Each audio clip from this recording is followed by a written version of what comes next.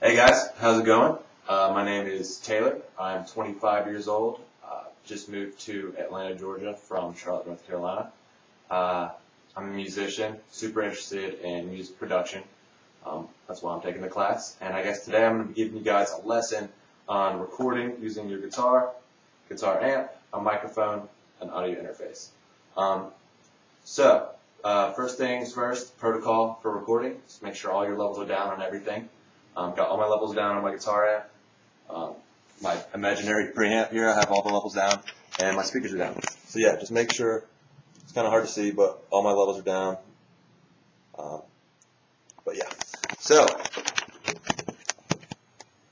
the reason I'm choosing this method of recording, obviously you're going to have some problems when just using a guitar and an audio interface, plugging straight into that.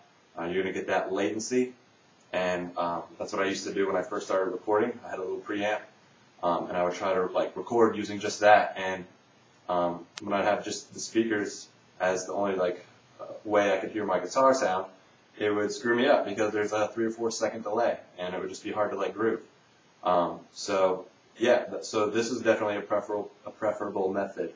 Another way would be using a line out on your guitar amp and using it that way. It's a completely different way, but and I was actually going to do that, but I didn't realize my amp doesn't have a line out. So for me, using a microphone would be best. So yeah, basically you'd have your you use your 1/4 inch TS cables, your standard guitar bass cable. You plug that in, you plug that into your amp, and then you would have a microphone connected to your audio interface, and you'd run that using an XLR cable, and you would try to put that in front of the guitar amp. So somewhere around there, I'd probably scoot that back, maybe put the microphone a little bit in front of that. The reason this way is cool as opposed to the other ways, because you're going to get your full amp sound, and that's a big component when you're a guitarist and you have your amp and your guitar. It's going to give you a unique sound using your own amp. So that's the reason I like this method. And yeah, I guess the only other thing I would add would be try to find a room with good acoustics.